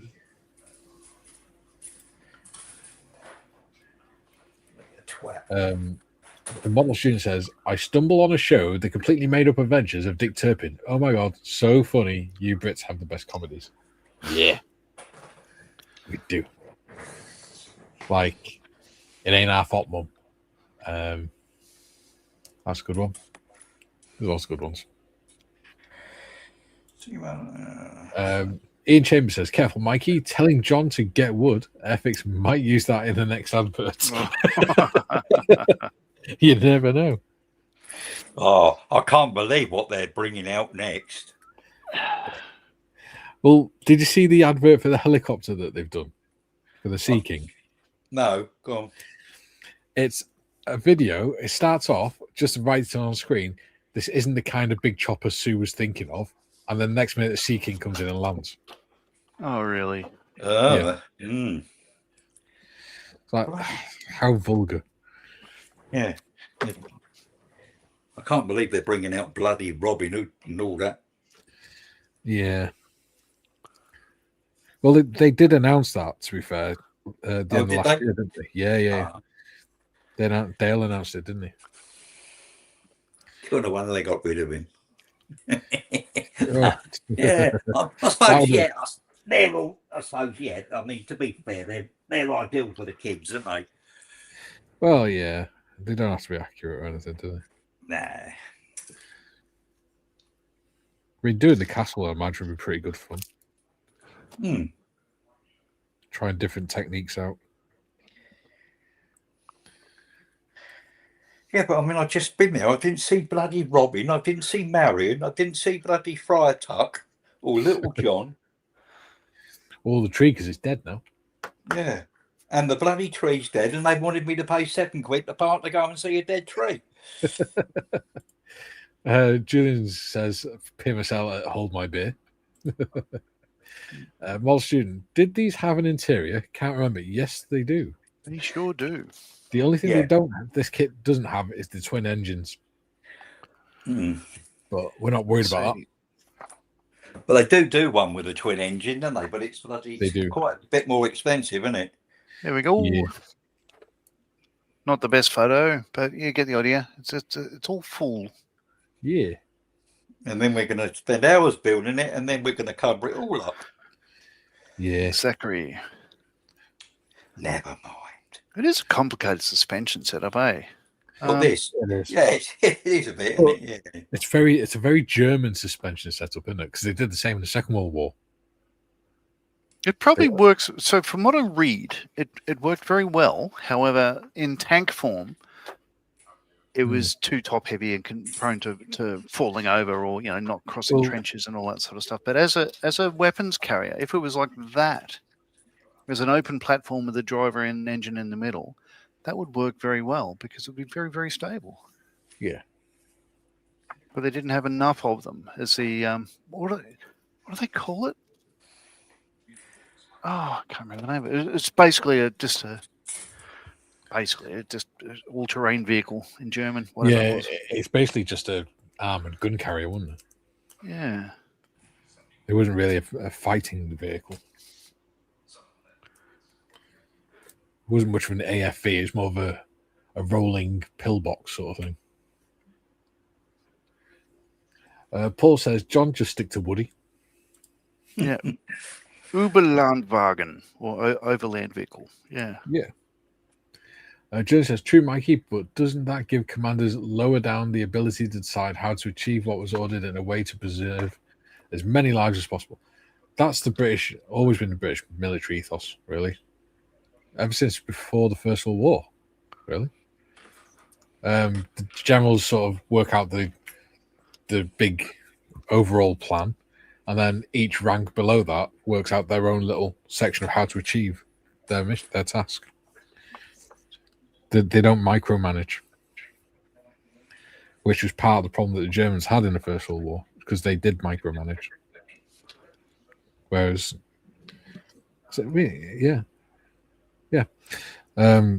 whereas the British soldiers were allowed to operate on their own initiative. They didn't need to have orders direct all the time. They'd just be told, go and take that trench, and they go, okay, this is how we're going to do it, chaps.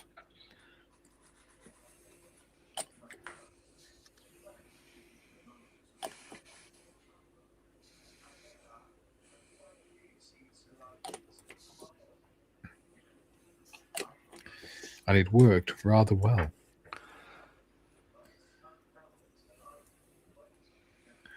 Military ethos. Paul says, Ethics has lost out. Helle has won the golden one. Dale. Yeah. I would agree on that. So Malcolm Charles mentioned that, like, in a perfect world, what would happen is Airfix go up for sale. The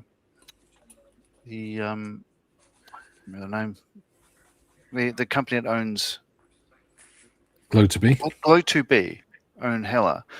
If they then bought Airfix, they'd reunite Hella and Airfix. It'd be a win-win because Airfix get all their old molds back. Yeah, Hella have held on to, and Dale becomes the head of all of the world. Hornby. I think it'd be fantastic. Yeah, but I'm not a shareholder.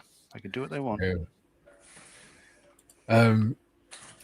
Model Shooter says, let's pray never again. I fear we have forgotten. Yeah. I fear we have too.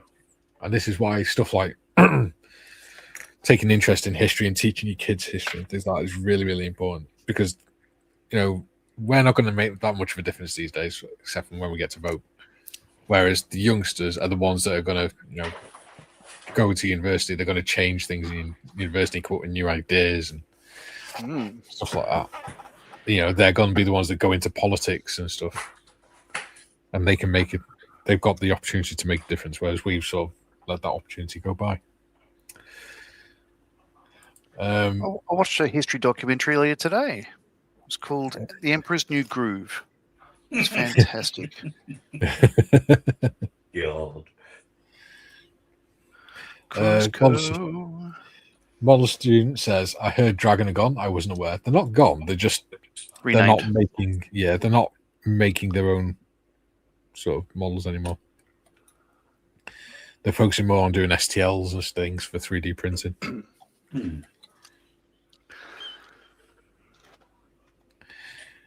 Which, to be fair, is probably a good thing because Dragon kits are like mini art on steroids when it comes to part counts.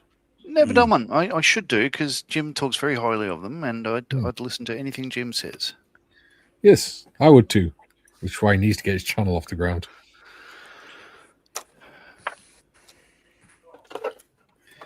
Yeah, I've got an American half-track Dragon kit, and that's got so many pieces. It's got like 2 massive sprues just of different personal weapons for the troops in the kit. So,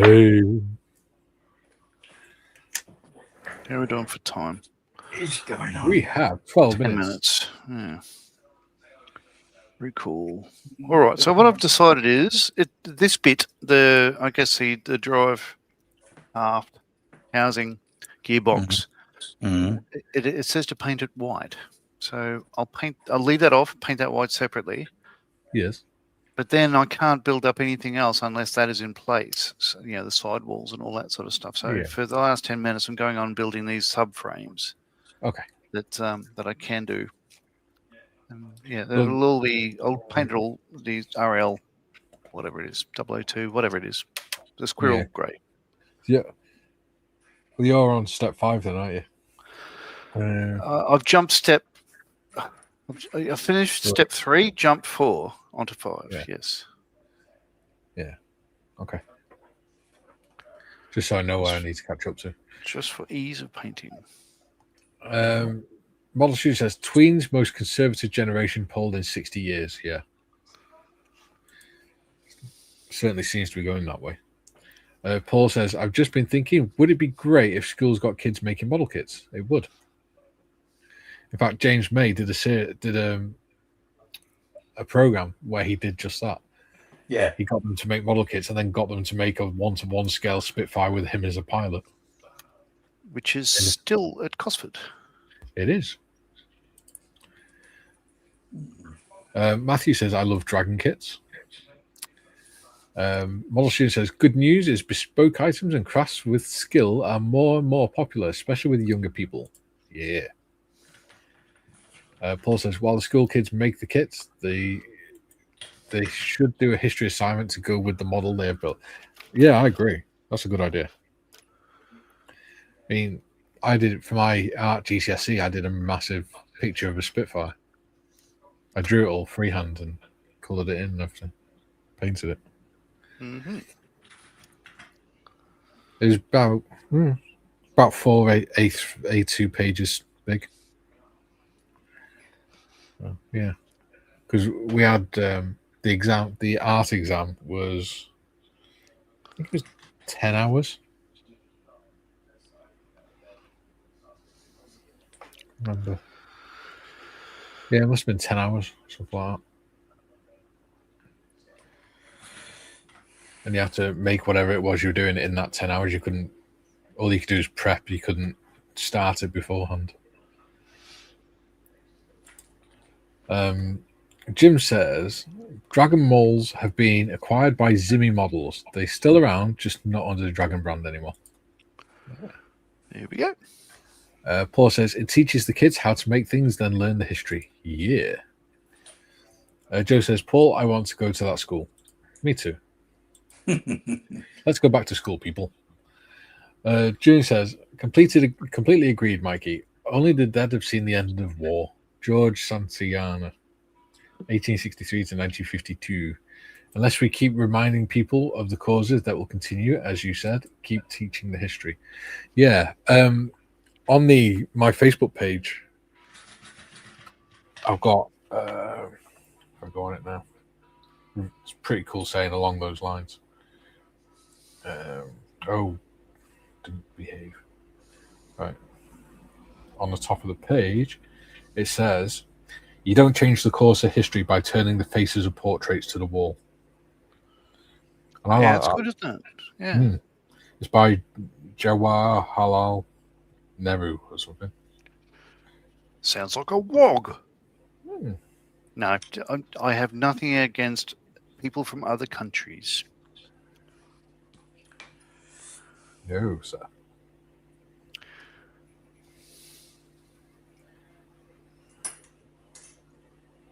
Spike Milligan said, I have nothing against people with one leg, but then again, neither do they. No. Paul says, Joe, me too. Ian says, last paint is done, canopy on. The Lightning T55 is finished. I will do a few photos and post on creatives after the stream. Wonderful. Thank you.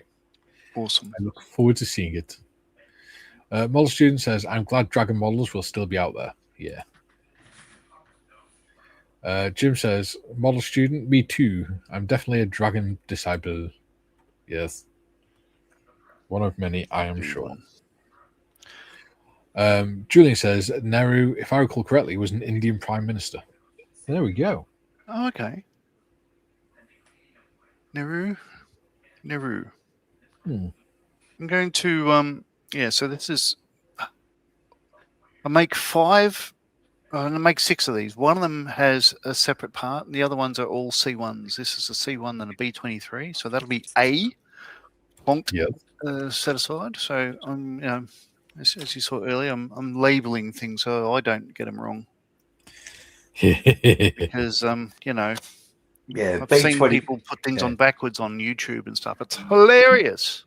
Yeah, B23's got a square hole at each end. Ew. Sure does. See, this is the thing, though. When you're building them on live streams, you're not paying quite as much attention as what you normally would. So you'd miss those things unless you're making effort to look for them. Yeah, but I'll put it to you, like that you read all the comments and still don't make as many mistakes as I do. So there's that. Yeah. And especially when you bear in mind, I'm running on 2 hours sleep out of 30 odd hours now, 32 hours. And I'm still not doing it.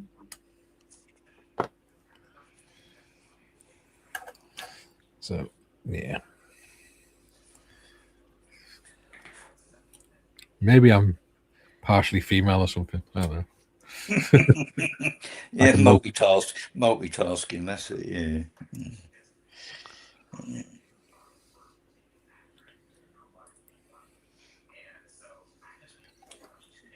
I will say one thing, they're bloody fiddly to put together. You've just built a mini art kit. Yeah. I have noticed Mystery Box Nick has been purchasing several mini art kits. No. Oh, God. Isn't it weird? Somebody mentioned the other day, John Marley's an influencer, and I'm just like, never say that again out loud. It's not fair. How dare you accuse me of such things? Yeah. How dare you? Yeah. Oh. Bad influencer, maybe. I was going to say that, but I thought, nah. I can get away with it because it's my channel. I've already picked on him once today. Oh, yeah. You've had your daily allotment, have you? That's it. Yeah. Oh, how we've missed you, Trevor. Yeah, like a hole in the head, yeah. I didn't say that. think John's lost his plot because he's whittering to himself. No, singing. That's I said warm smell of colitas, but You're singing Hotel California. correct. But I'm not allowed to sing, so I stopped. Good man. You'll learn. No fun. No fun, not allowed.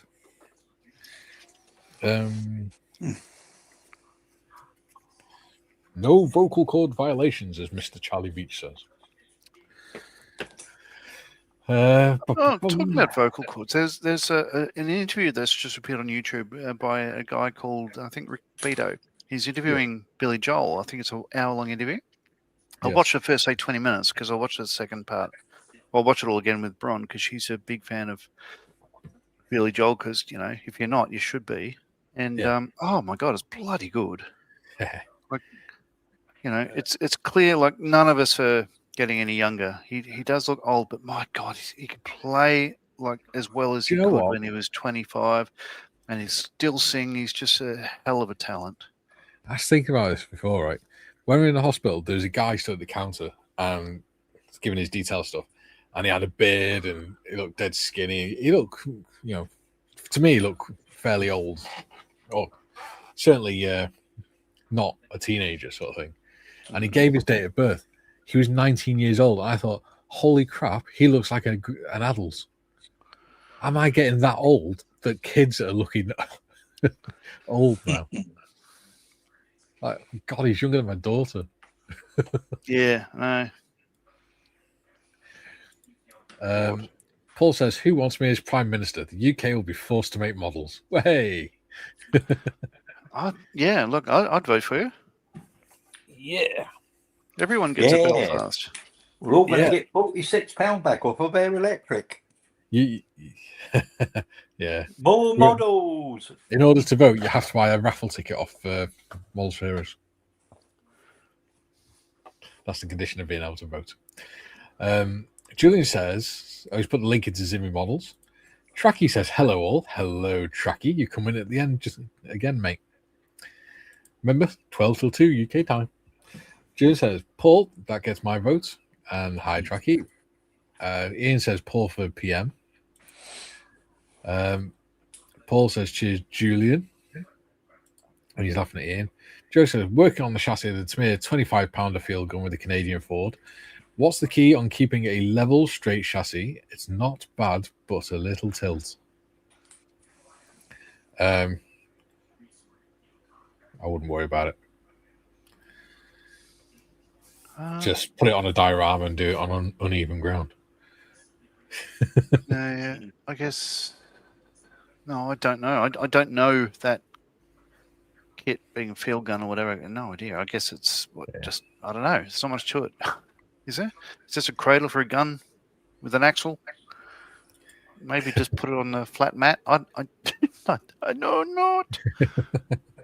Joe says, Paul, I'll remain in my vote from the US. I'll remain in my vote. What? English, please. Julian says, Mikey, if you're a partially He'll mail in his vote, is what he means. He'll mail in his vote from the US. Julian says, Mikey, if you're partially female, can we not delve any further into which part? The words rabbit hole spring to mind. No, we're not going into holes, Julian. We're not discussing that on YouTube. Oh, there you go. Joe did clarify mail in. Model Student says, model influencer, I'm waiting for the OnlyFans stripping modeler. That'll bring him in. And Joe says, good call, Mikey. Yes. Thank you. Oh, dear. I have my uses. All right. So I won't do anything off stream except paint that bit white. Yes. Because then I can sort of mask that up later on and paint everything else squirrel grey or whatever. But, yes. I don't really need to do anything off camera except that part. Yes. And then everything else I can just continue building these up next week. Cool. So I need to catch up with that then. So I'm up to step 5, but I won't complete step 5. I've just done one of each. Well, with step 2, I've not put D3s on yet because I know for a fact I'll snap them. Or I'll knock them off. D3s? Oh, okay, yeah. These. Oh, the two little bits that stick out. Those Yeah. dinguses. Yeah. Yeah. Yeah. Oh, What I'll do is I'll circle them.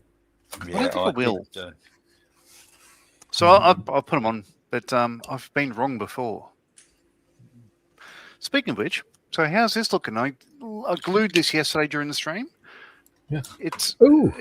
sits there now, like Hmm. you know, it's all in place, and it was a bit of a bugger to get the coach work together, but it fits really well. It just sits there, so it's starting to look like a Bentley. Yeah. Yeah. Nice. I can't even remember what I did yesterday. Oh yeah, I painted that. Ian Chambers says Terry is the OF modeler. June says OF is OnlyFans. I thought it was OFUck, a stripping modeler. Very good. I like Terry's stream. It's good. Yeah. That's it for another day. Another Tuesday. It's been good. Thanks for the memories. Yeah. Good conversation, good friends, good modelling. For those of us who have corporal memberships, corporal level memberships, we'll be back 12 till 2 tomorrow for the Corporal's Mess. And then, though anyone else, don't forget we've got Gary's live stream tonight, 8 p.m. to 10 UK time. Mm-hmm. Yeah. Yes, sir. For everyone else, we'll be back 12 to 2 on Thursday with the Lysander build. Until then, please don't forget to lube and subscribe. Scrooby lube. Yeah, don't forget to lube and subscribe. Until Thursday or whenever we see you, cool for now. Bye. To you.